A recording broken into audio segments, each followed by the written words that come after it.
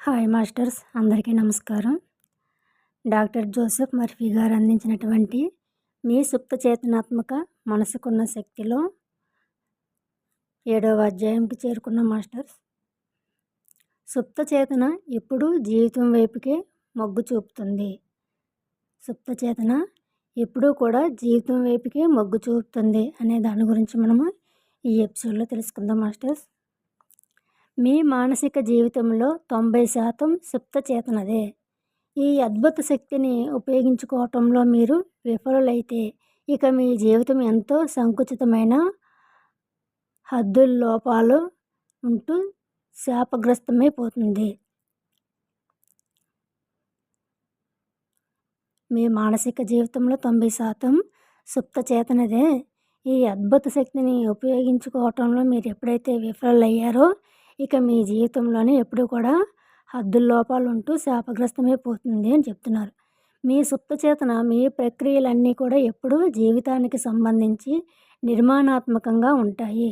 మీ సుప్త చేతనే మీ శరీరాన్ని నిర్మించి దాని తాలూకు జీవక్రియలన్నింటినీ నిర్వహిస్తుంది. అది రోజుకి 24 గంటలు పనిచేస్తూనే ఉండి అసలు నిద్రపోదు. మీకు ఎటువంటి హాని కలగకుండా నిత్యం మీకు సాయం చేస్తూ మిమ్మల్ని కంటికి రెప్పలా కాపాడేందుకు ప్రయత్నిస్తూ ఉంటుంది. మీ సుప్తచేతన అనంతమైన జీవితంతో, హద్దుల్లేని వివేకంతో సంపర్కంలో ఉంటుంది. దాని ప్రేరణలు, ఆలోచనలు అన్నీ జీవితం వైపుకే ఉంటాయి. గొప్ప ఆకాంక్షలు, ప్రేరణలు, కల్పనలు మరింత వైభవమైన, ఉదాత్తమైన జీవితం కోసం అంకురించేది ఈ సుప్తచేతన. ఈ సుప్తచేతన నుంచే. మీకు బాగా లోతైన నమ్మకాలు ఏమైనా ఉన్నాయి అంటే వాటి గురించి తార్కికంగా వాదించటం అసంభవమని మీకు అనిపిస్తే అవి మీ చైతన్యమైన మనసులో నుంచి వెలువడకపోవటమే కారణం. అవి మీ సుప్తచేతనలోంచి పుట్టినవి.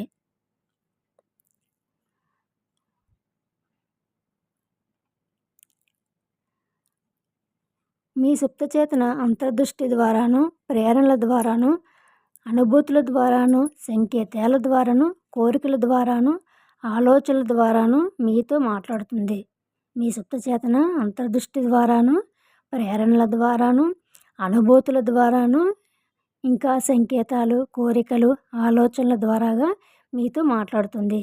అది ఎప్పుడూ కూడా లేచి నిలబడమని, అధిగమించమని, ఇంకా ఎదగమని, ముందుకు పొమ్మని, సాహసాలు చేయమని, మరింత ఎత్తులకి చేరుకోమని మీకు చెబుతూ ఉంటుంది.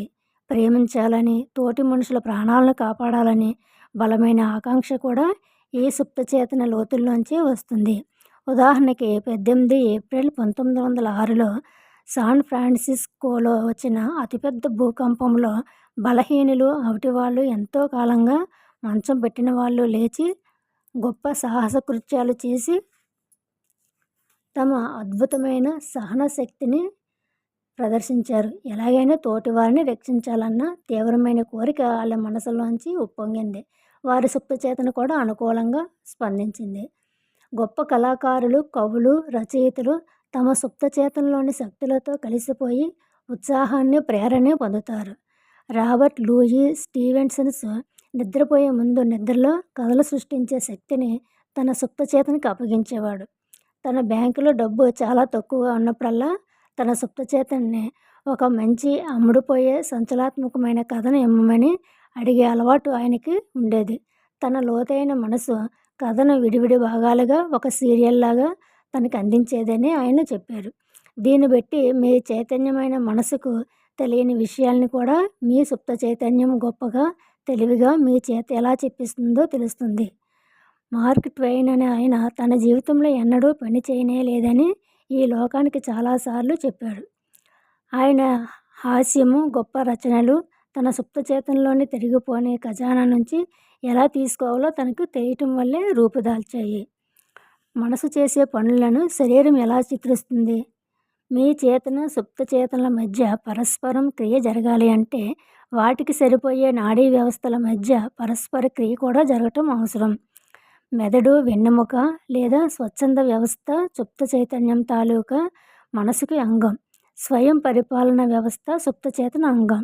చైతన్య స్థితిలో మీరు గ్రహించే ప్రభావాలు స్వచ్ఛంద నాడీ వ్యవస్థ ద్వారా వస్తాయి. వాటి ద్వారానే శరీరంలోని ఇంద్రియాలు స్పందిస్తాయి. మీ శారీరక కదలికలను మీరు స్వచ్ఛందంగా నియంత్రించగలుగుతారు. ఈ వ్యవస్థకి నియంత్రణ కేంద్రం మెదడును కప్పి ఉంచే పొరలో ఉంటుంది. స్వయం పరిపాలన నాడీ వ్యవస్థ, ఒక్కోసారి దీన్ని అనైచ్ఛిక నాడీ వ్యవస్థ అని కూడా పిలుస్తారు. దీని క్రియలకి కేంద్రాలు మెదడులోని ఇతర భాగాల్లో ఉంటాయి. వీటిలో చిన్న మెదడు, వెన్నెముకతో మెదడు కలిసే భాగం ఎమిగ్డాలా ఉంటాయి. ఈ అంగాలు స్వతంత్రంగా శరీరంలోని ప్రధానమైన వ్యవస్థలతో జోడించబడి చైతన్యతతో కూడిన అవగాహన లోపించిన సమయాల్లో కూడా వాటి జీవక్రియలకు ఆధారంగా ఉంటాయి. ఈ రెండు వ్యవస్థలు విడివిడిగా కానీ కలిసికట్టుగాని పనిచేయగలవు. ఉదాహరణకి చిన్న మెదడులో ప్రతిస్పందించే కేంద్రానికి ఆపద తాలూకు అవగాహన అందినప్పుడు సందేశాలు మెదడు పై పొరకి ఎమిగ్డాలాకి పంపబడతాయి. ఆ ప్రమాదాన్ని చేతనావస్థలో చూసి అంచనా వేసే లోపలే వ్యక్తికి ఉండే ఎదుర్కొనే శక్తులు ప్రతిస్పందించడం మొదలు పెడతాయి. మనసుకు శరీరానికి మధ్య జరిగే ఈ పరస్పర క్రియను సులభంగా గుర్తించే మార్గం ఏమిటి అంటే, మీ స్వచ్ఛంద వ్యవస్థలోని నాడుల్లో కలిగే విద్యుత్ ప్రేరకాల పరంపరకి సమాంతరంగా ఉండే ఆలోచనను మీ చేతన మనస్సు అర్థం చేసుకుంటుందని గ్రహించడం. దీనివల్ల మీ అనైచ్ఛిక వ్యవస్థలోని నాడుల్లో ఇదే రకం విద్యుత్ ఉత్పత్తి చేయబడి ఆ ఆలోచన మీ సుప్తచేతనకు అందజేయబడుతుంది. ఈ రకంగానే మీ ఆలోచనలు వస్తురూపాన్ని సంతరించుకుంటూ ఉంటాయి. నిజమని నమ్మిన మీ చైతన్యంలోని ప్రతి ఆలోచన మీ మెదడు పొర ద్వారా మీ సుప్తచేతనకు ఆధారమైన మెదడులోని ఇతర అంగాలకు పంపించబడుతుంది. అవే మీ ఒంట్లోని మాంసంగా మారి మీ ప్రపంచంలో వాస్తవాల రూపంలో తీసుకురాబడతాయి.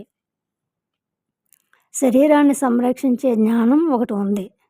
మీరు కణజాలాన్ని, అంగాల నిర్మాణాన్ని అధ్యయనం చేస్తే అంటే కళ్ళు, చెవులు, హృదయం, కాలేయం, మూత్రాశయం మొదలైనవన్నీ కూడా కొన్ని కణాల సమూహంతో ఏర్పడి సామూహిక జ్ఞానం కలిగి ఉంటాయని, ఆ జ్ఞానమే అవి కలిసి పనిచేసేటట్టుగా చేస్తుందని తెలుసుకుంటారు. మాస్టర్ మైండ్ సూచనలతో అవి ఆదేశాలను గ్రహించగలిగి వాటిని అర్థం చేసుకొని ఆచరణలో పెట్టగలవు. ఏకకణజీవిని జాగ్రత్తగా అధ్యయనం చేసినప్పుడు మీ క్లిష్టమైన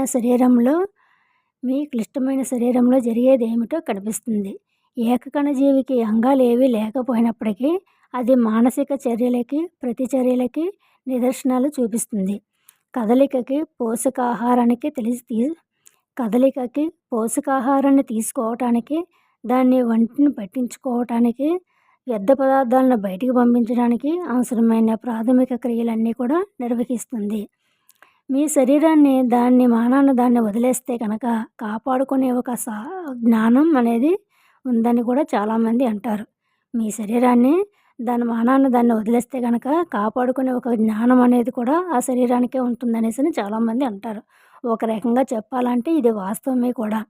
బయటికి కనిపించే దాన్ని బట్టి చైతన్యంతో కూడిన మనసు ఎప్పుడు దాని జ్ఞానేంద్రియాల సాక్ష్యాలకి అడ్డుపడుతూ ఉంటుందనేది ఒక ఇబ్బంది. దీనివల్ల తప్పుడు నమ్మకాలు, భయాలు, అభిప్రాయాలు అనేవి ఊపందుకుంటూ ఉంటాయి. మీ సుప్త చేతనలో మనస్తత్వము, భావాలకి మార్గదర్శనము చేయబడటము ద్వారా ఈ భయాలు, మూఢనమ్మకాలు, వ్యతిరేక ధోరణులు రూపుదాల్చినప్పుడు దానికి అందించబడే బ్లూ ప్రింట్లోని వివరాలకి తగినట్లు పనిచేయటం తప్ప సుప్తచేతనకి మరో మార్గం ఉండదు. అందరి మంచి కోసం సుప్తచేతన నిరంతరం పనిచేస్తుంది. మీలోని ఆత్మాశ్రయమైన మనసు అందరి మంచి కోసం కూడా పనిచేస్తూ ఉంటుంది. వాటన్నిటి నేపథ్యంలో అంతర్గతంగా సామరస్యం అనే సిద్ధాంతాన్ని ప్రతిబింబిస్తూ అది పనిచేస్తూ ఉంటుంది.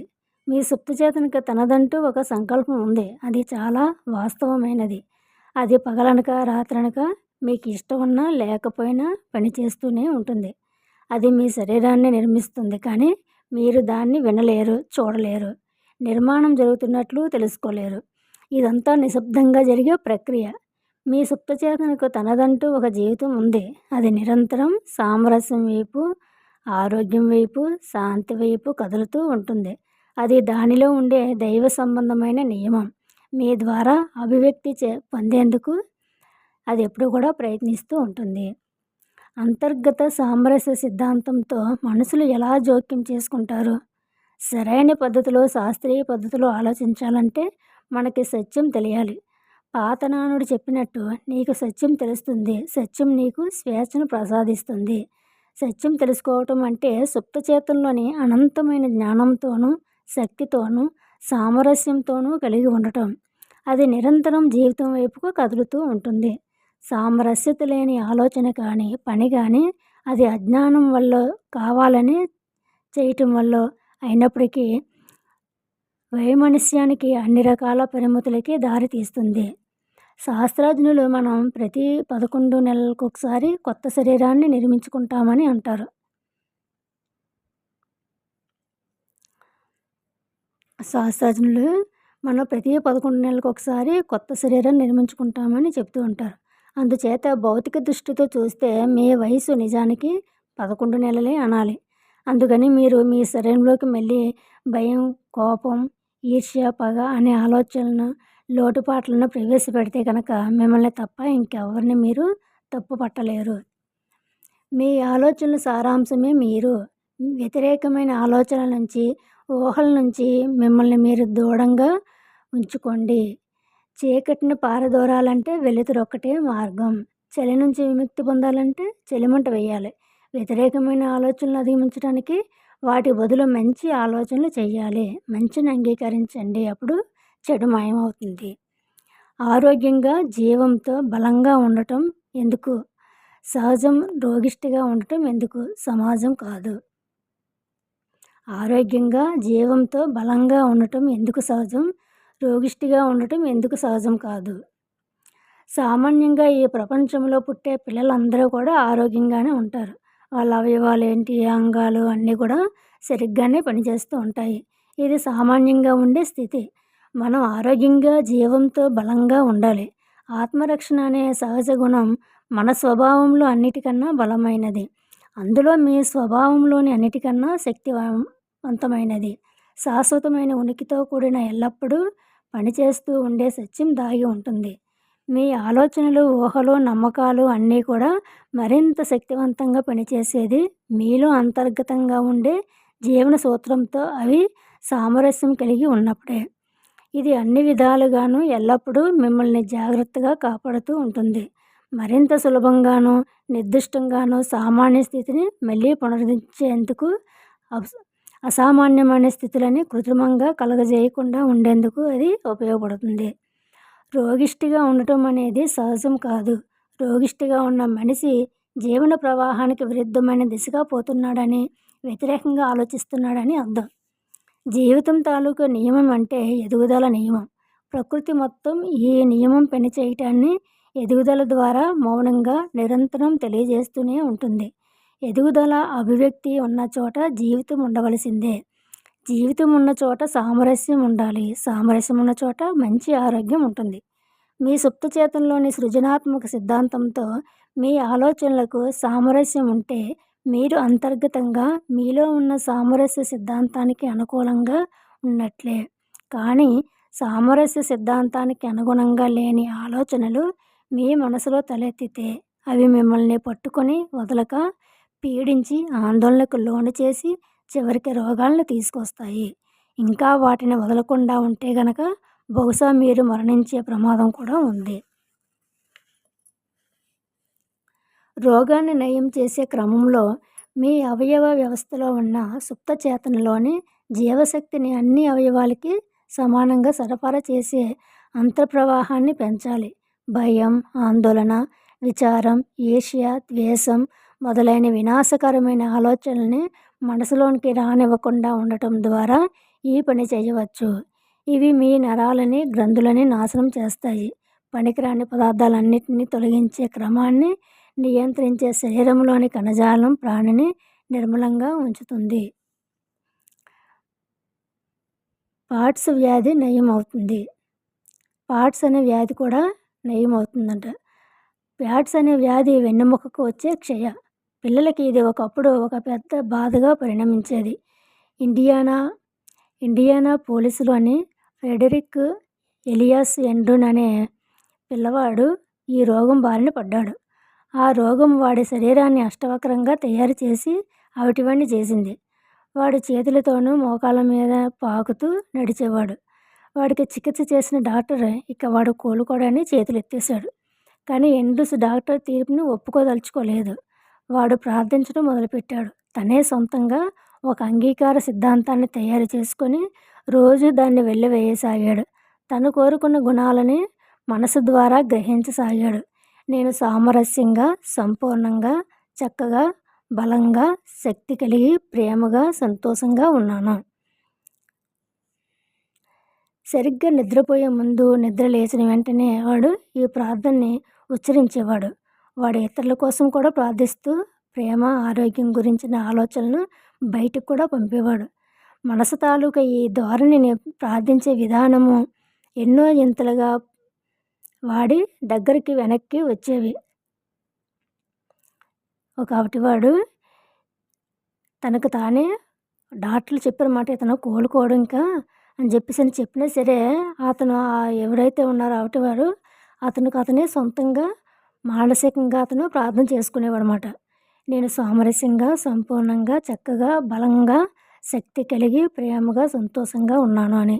అతనికి మట్టికి అతనే కాకుండా బయట వాళ్ళు కూడా ప్రార్థన చేసేవాడంట. బయట వాళ్ళ గురించి కూడా, ఇతరుల గురించి కూడా ప్రేమ, ఆరోగ్యం గురించి ఆ ఆలోచనలు చేసి వాటిని బయటికి పంపేవాడు. ఇలాగా ఉదయం, సాయంకాలం పడుకునేటప్పుడు, నిద్రపోయే ముందు, లేదంటే లేచిన తర్వాత కూడా ఇలాగా చెప్పుకుంటూ ఉండేవాడు. ఈ మనసు తాలూకా ఈ ధోరణి ప్రార్థించే విధానము ఎన్నో ఇంతలుగా వాడి దగ్గరికి వెనక్కి వచ్చేవి. వాడి నమ్మకము, పట్టుదల మరింత గొప్ప లాభాన్ని వాడికి అందించాయన్నమాట. భయం, కోపం, ఈర్ష్య, అసూయ లాంటి భావాలను వాడికి ఆకర్షించినప్పుడల్లా వెంటనే వాడు వాటికి విరుడుగా తన మనసులోని అంగీకార శక్తిని ప్రేరేపించేవాడు. వాడి సుప్త చేతన వాడి ఆలోచించే విధానానికి తగ్గట్టుగా ప్రతిస్పందించింది.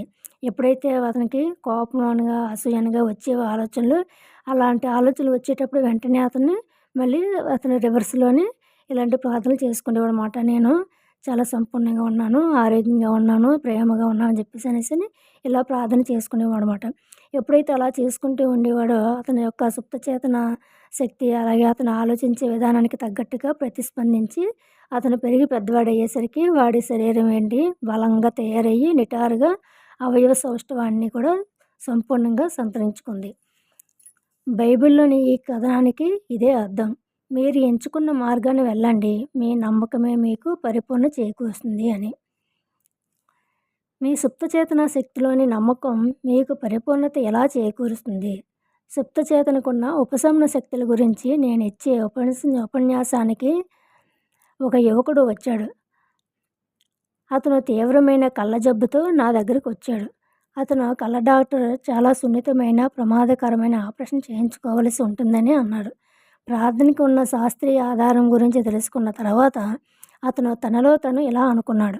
నా సుప్తచేతనే నా కళ్ళను తయారు చేసింది కాబట్టి ఇక అదే నా రోగాన్ని నయం చేయగలదు అని. ప్రతి రాత్రి పడుకోబోయే ముందు అతను మగతలోకి జారి ధ్యాన స్థితికి, అంటే నిద్ర లాంటి స్థితికి చేరుకునేవాడు. అతను ధ్యాసని కదలకుండా ఉంచి దాన్ని కళ్ళ డాక్టర్ మీద అతను తన కళ్ళను చూసుకునేవారు కదా, ఎవరైతే డాక్టర్ చూసేవారో ఆ కళ్ళ డాక్టర్ మీదే కేంద్రీకరించేవాడు. ఆ డాక్టర్ తన ఎదురుగా ఉన్నాడని ఊహించుకొని ఆయన ఇలా అనటం స్పష్టంగా వినేవాడు, లేదా వింటున్నానని అనుకునేవాడు. ఒక అద్భుతం జరిగింది. ప్రతి రాత్రి 5 నిమిషాల సేపు నిద్రపోయే ముందు ఈ మాటలు అతను మెల్లి వినుకుంటూ ఉండేవాడు అన్నమాట. అంటే ఒక డాక్టర్ ఎవరైతే తనకి కళ్ళకి చెకప్ చేశాడో ఆ డాక్టర్ తన కళ్ళని చూసి ఒక అద్భుతం జరిగిందని ఆశ్చర్యంగా అన్నట్టుగా ఇతను పచ్చాలు అలా ఊహించుకుంటూ ఉండేవాడు అన్నమాట. ఎన్నో అలా అనుకుంటూ ఉండి అలా నిద్రపోయేవాడు అన్నమాట. అలా పడుకునే ముందు అలా అనుకుంటాను. ఇలా ఎప్పుడైతే మెల్లి అలా చేసుకుంటూ ఉన్నాడో అలా 3 వారాలు గడిచేసరికి అతను మళ్ళీ డాక్టర్ని చూసేందుకు వెళ్ళాడంట, డాక్టర్కి చూపించుకుందుకు. అప్పుడు మునుపు అతని కళ్ళని పరీక్షించిన డాక్టరే ఈసారి కూడా పరీక్షించారు. ఇది నిజంగా ఒక అద్భుతమని ఆశ్చర్యంతో కేక పెట్టాడంట. అతను కళ్ళ గురించి ఎలా అయితే ఊహించుకునేవాడో ఆ డాక్టర్ ముందుండి ఇది చాలా అద్భుతం అని చెప్పేసి అంటున్నట్టుగా ప్రతిసారి ఎలాగైతే విన్నాడో అదేవిధంగా రియల్లో ఆ డాక్టర్ దగ్గరికి కళ్ళను చూపించుకుని వెళ్ళేటప్పుడు ఆ డాక్టర్ ఇది ఒక అద్భుతమని గట్టిగా కేక పెట్టినట్టుగా చెప్పాడంట. ఏం జరిగిందని ఇతను తన సుప్తచేతన ద్వారా మనసు మీద ప్రభావాన్ని చూపించాడు. ఇక్కడ ఏం జరిగింది? అతను తన సుప్తచేతన ద్వారా తన మనసు మీద ప్రభావాన్ని చూపాడు. దాన్ని నమ్మించేందుకు తన కళ్ళ డాక్టర్‌ని సాధనంగా వాడుకున్నాడు. ఆ రకంగా తన ఆలోచనని దానికి అందించాడు. మెల్లి మెల్లి అనుకోవటం, నమ్మటం, ఎదురుచూపుతో అతని సుప్తచేతనని నింపాడు. అతని సుప్తచేతని అతని కళ్ళని తయారు చేసింది. కళ్ళ తాలూకా సామాన్యమైన, ఆరోగ్యకరమైన నిర్మాణం తాలూకా చక్కటి బ్లూ ప్రింట్ దాని దగ్గరే ఉంది. ఒకసారి అందులోకి కంటిని మళ్ళీ ఆరోగ్యకరమైన స్థితికి తీసుకెళ్ళటం అనే ఆలోచనని ప్రవేశపెట్టగానే వెంటనే అది కళ్ళను నయం చేయటం ప్రారంభించింది. మీ సుప్తచేతనలోని ఉపశమన శక్తి మీకు పరిపూర్ణతని కలిగించగలగదనడానికి ఇది మరొక ఉదాహరణ.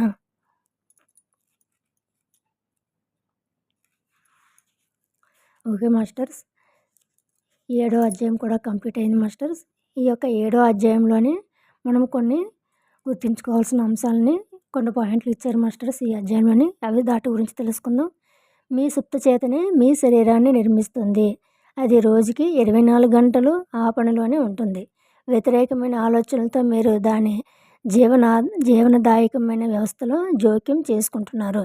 మీ సుప్తచేతన మీ శరీరాన్ని నిర్మించుకుంటుంది. అది రోజుకి 24 గంటలు పనిచేస్తూ ఉంటుంది. అయితే వ్యతిరేక ఆలోచనలతో మీరు దాని జీవనదాయకమైన వ్యవస్థలో మీరు జోక్యం చేసుకుంటున్నారు.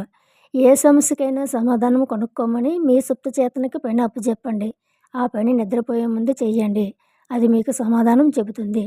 మీ ఆలోచనలు గమనించండి. మీరు నిజమని అంగీకరించిన ప్రతి ఆలోచన మీ మెదడు వెలుపల పొర నుంచి మీ సుప్తచేతన మెదడు నిర్మాణంలోనికి పంపబడుతుంది. అది మీ ప్రపంచంలో వాస్తవంగా ప్రత్యక్షమవుతుంది.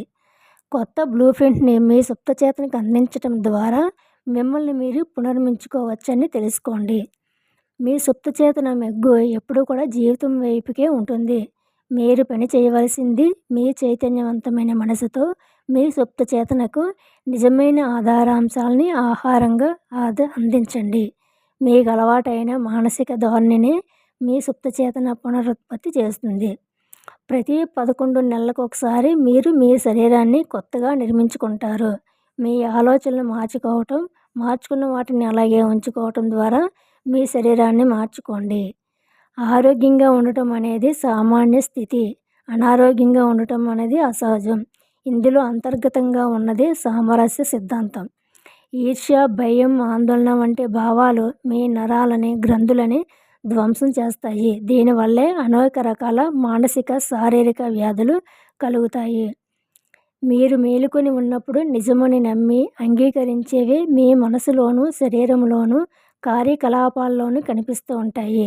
మంచిని అంగీకరించి జీవించటంలో ఆనందాన్ని పొందండి. Okay masters. ఇక్కడతోటి 7వ అధ్యాయం కంప్లీట్ అయింది masters. Thank you so much.